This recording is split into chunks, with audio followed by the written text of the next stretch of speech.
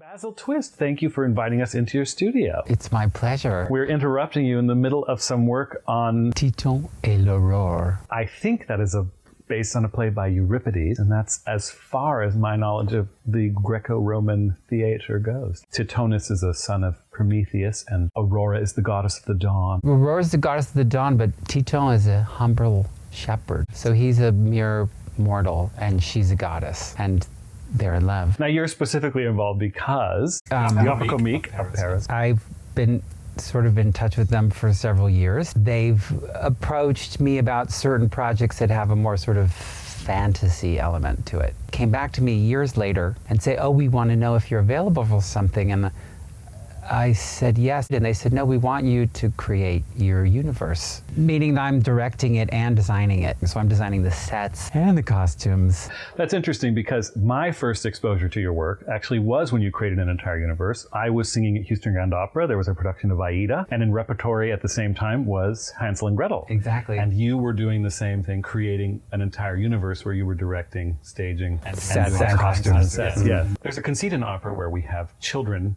but they have to be voiced by adults because they need to be able to be capable of singing or performing in a specific way. And it's so unbelievable.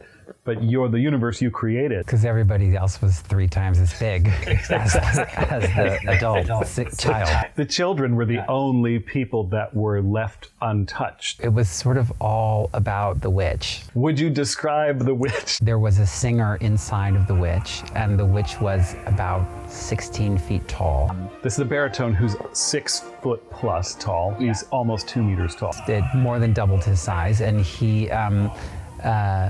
was in this super, busty, voluptuous kind of femme fatale of a witch, but she was just huge. And I wanted her to actually eat a child on stage because they always refer to that, but you never see it. So I wanted to see that. So we actually had her tear apart a gingerbread child.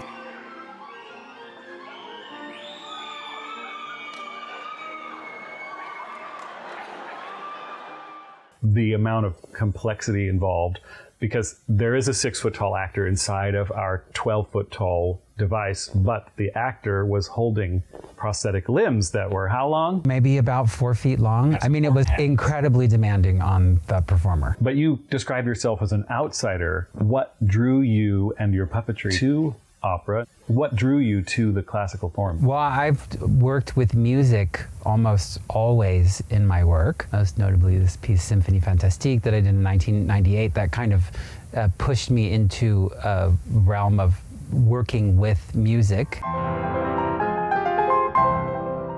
Eventually, it just seems like sort of like a natural stepping stone to eventually get to opera.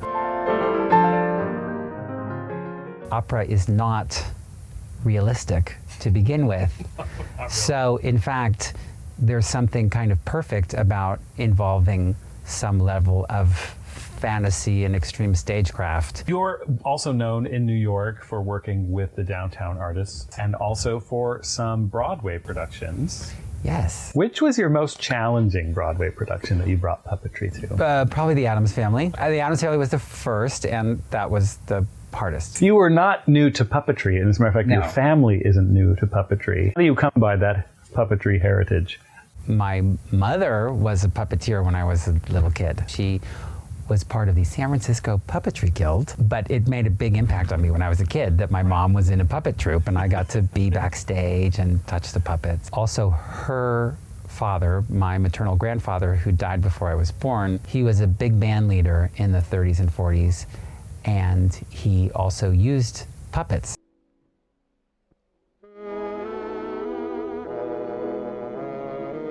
He had string marionettes in the Frank Paris tradition, which is a sort of a kind of puppeteer that would perform on stage with a puppet like next to him. My grandmother gave me those puppets when I was a kid because I was really into puppets. Wow. And that sort of sealed the deal, and I still have them. Wow. I see. I think it's kind of says something about the relationship you developed with puppeteering and marionettes through your mother, that as a child you've got these puppets that might be antique when you received them, and they still exist today. And the Here Theater program does have a project that you work with, or that you started, that encourages new puppeteers, young and old alike, here in New York City? Yeah, it started with Symphonie Fantastique. It's called the Dream Music Puppetry Program, and Dream Music was my grandfather's theme song. And we like to present puppetry that particularly incorporates music. Because I had my training in France and I know a lot of the international scene of puppetry, I try and bring other artists in when I can to showcase really great international puppetry, and then also emerging artists in New York. You mentioned that you did your training in puppeteering in France. Charleville-Mézières. Is this the first time you'll be going back to perform in France?